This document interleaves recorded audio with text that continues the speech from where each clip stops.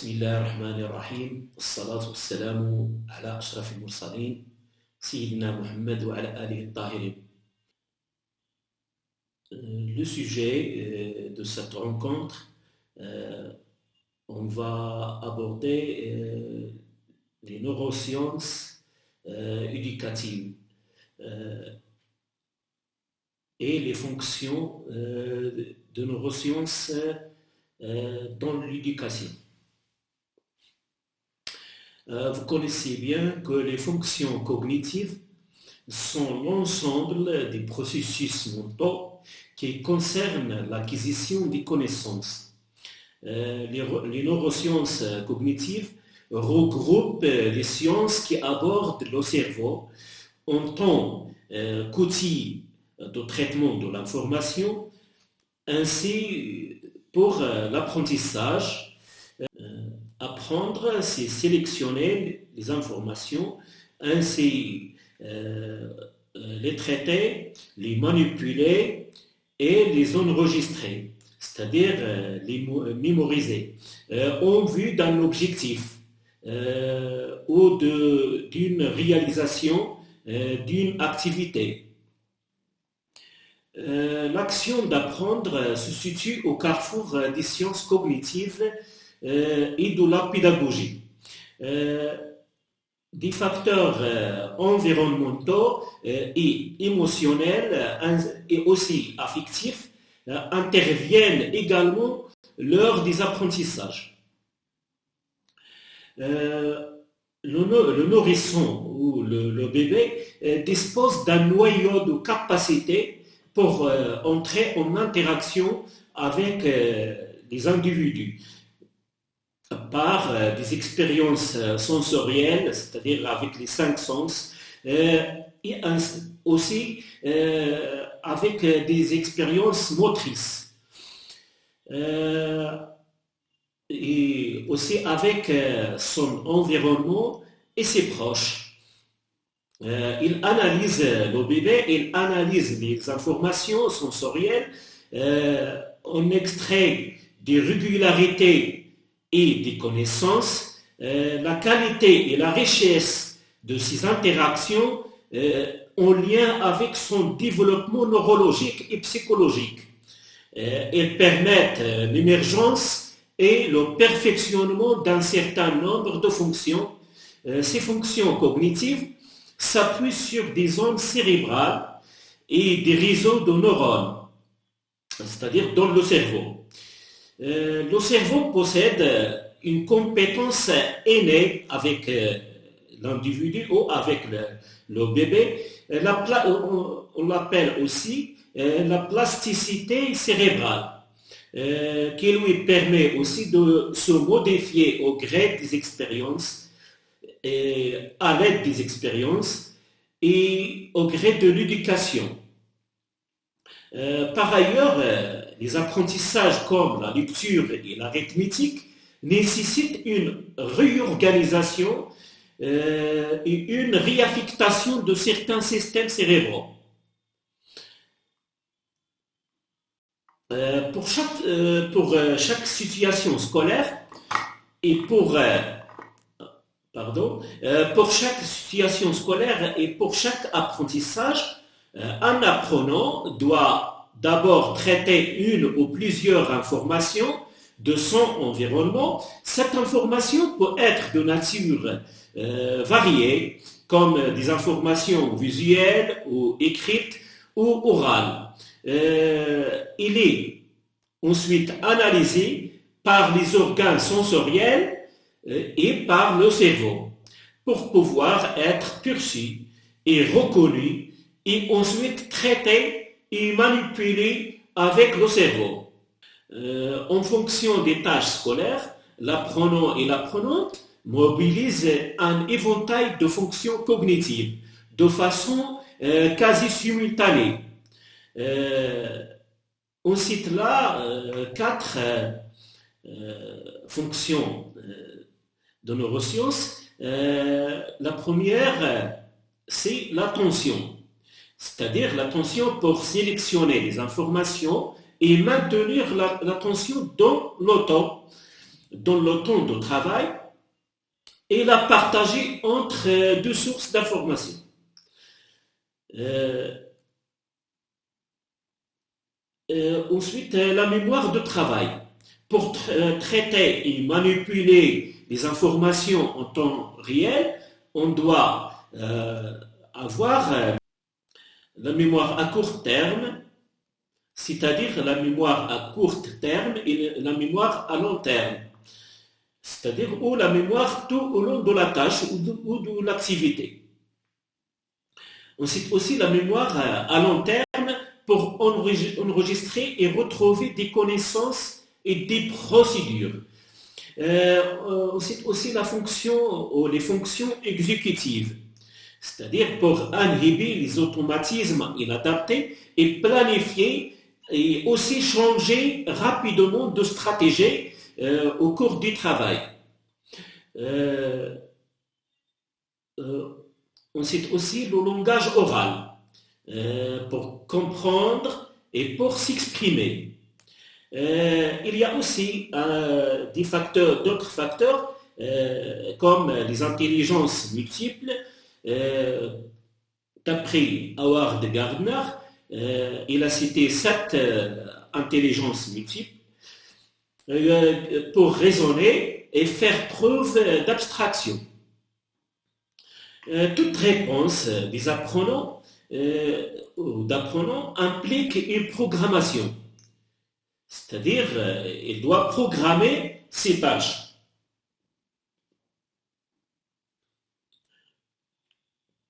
Pardon.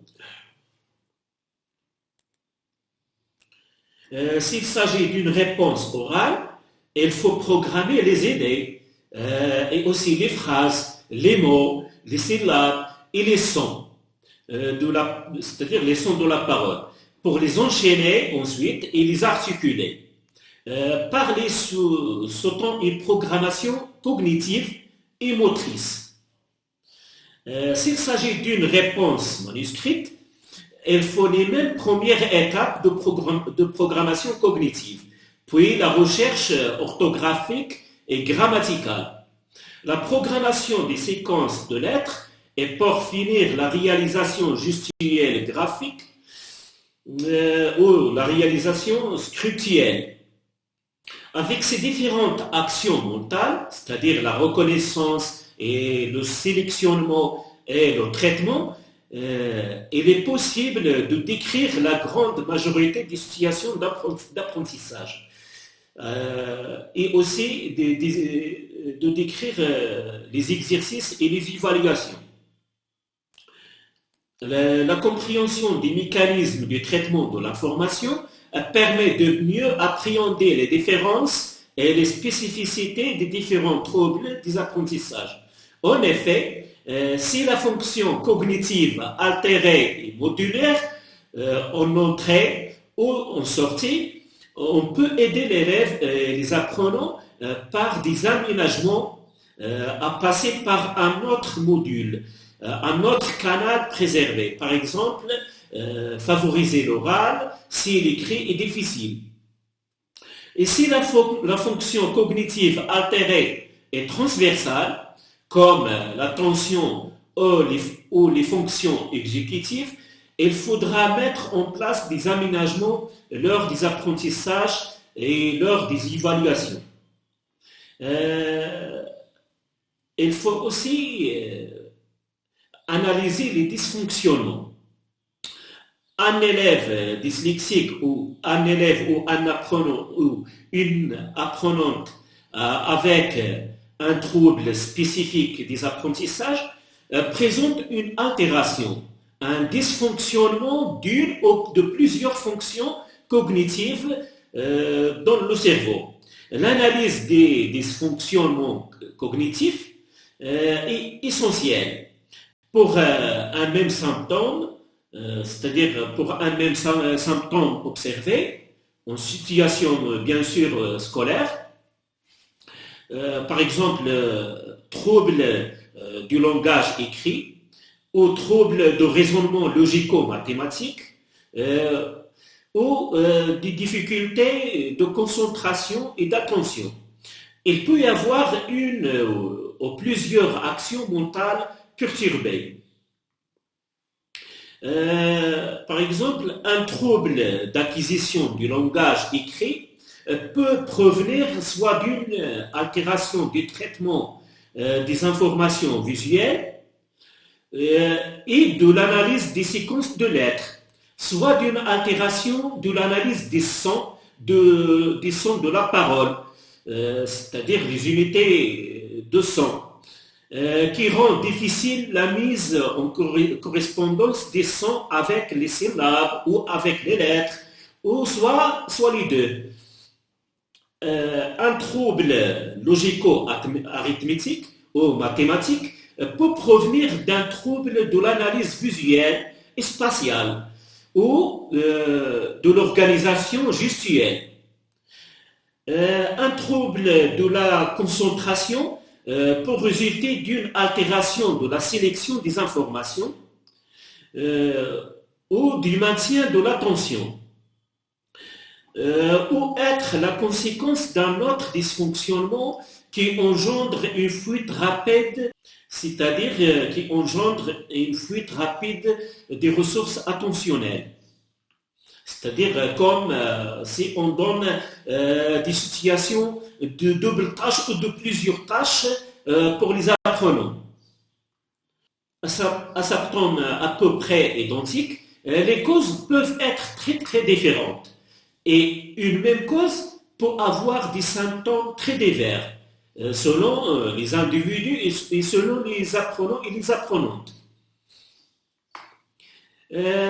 Stanislas Dehaene a cité pour les fondements d'apprentissage en neurosciences, il a cité 4 piliers de l'apprentissage. Le premier, c'est l'attention. Le deuxième, c'est l'engagement actif. Le troisième, c'est le retour d'information. Le quatrième, c'est la consolidation. Vous connaissez bien, un apprentissage, il réussit s'il permet une restitution adaptée, rapide et peu coûteuse, c'est-à-dire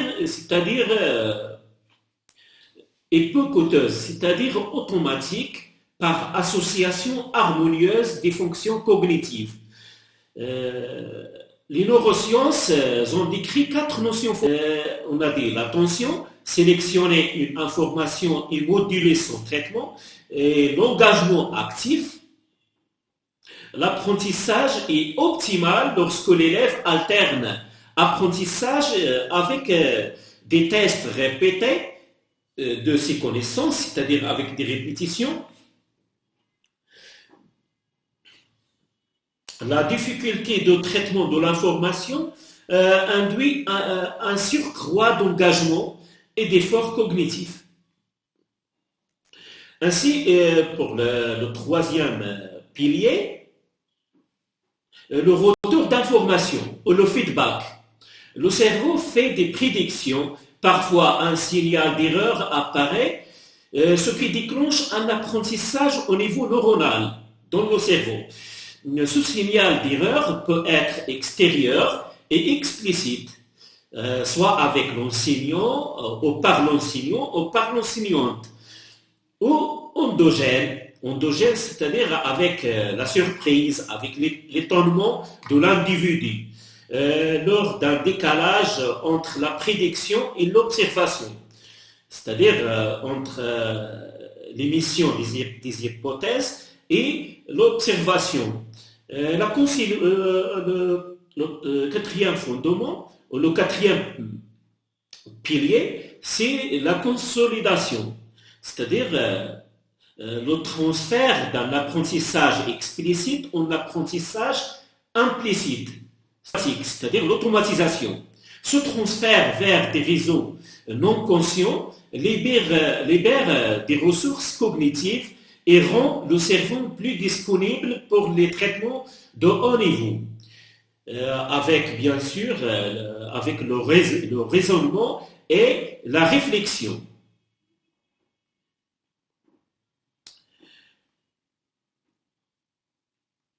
Il faut aussi, pour optimiser le travail du cerveau, il faut bien éviter,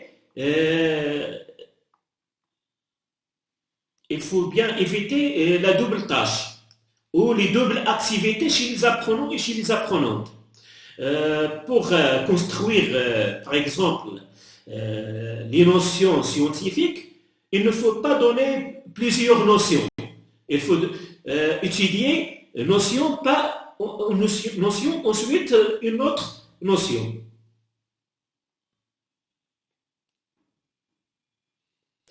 Euh, C'est-à-dire éviter la double tâche ou la double activité. Euh, pour que le cerveau puisse traiter deux tâches en même temps, une de ces deux tâches doit être obligatoirement automatisée. C'est-à-dire, dans le cadre d'un trouble de la lecture, le déchiffrage n'étant pas automatisé, il devient alors difficile de comprendre le sens et de réfléchir en même temps. Un élève qui a un trouble de geste, par exemple, et peine à fermer son menton, ne peut pas dans le même temps comprendre une consigne orale, par exemple, énoncée par l'enseignant et l'enseignante. Lorsque le cerveau est occupé à gérer une tâche ou plusieurs tâches non automatisées, toutes les ressources attentionnelles sont sollicitées par cette activité, c'est-à-dire par cette activité qui est difficile. Celles-ci ne peuvent se répartir sur d'autres actions cognitives. Le cerveau se retrouve en situation de double tâche. Les élèves pardon, euh, les élèves porteurs d'un trouble 10, c'est-à-dire les élèves dyslexiques, sont très souvent dans cette situation, c'est-à-dire dans des situations de double tâche, car les activités cognitives de bas niveau, c'est-à-dire la lecture et l'écriture et le calcul et l'expression, s'avèrent compliquées à automatiser. Et il leur est difficile d'accéder aux activités cognitives de haut niveau, c'est-à-dire de mettre en sens ou de comprendre ou de planifier un travail ou une activité, de faire la comparaison, de raisonner. C'est pourquoi des adaptations pédagogiques sont indispensables pour permettre aux élèves et aux apprenants et aux apprenantes qui ont des difficultés de s'exercer aux tâches de haut niveau. En plus, pour optimiser le travail du cerveau, il faut aussi diversifier les approches sensorielles. En plus des cinq sens, c'est-à-dire la vision, l'audition, l'olfaction, le goût, la toucher, il existe deux autres sens moins connus chez les enseignants, chez les enseignantes, mais aussi importants. C'est la proprioception, c'est-à-dire la perception musculaire et articulaire des parties du corps, et aussi leur position. Et le système vestibulaire, c'est-à-dire la perception de l'équilibre, de la direction et de la vitesse de nos mouvements. Ces deux sens associés aux cinq sens ou au toucher participent à la perception du corps et du mouvement.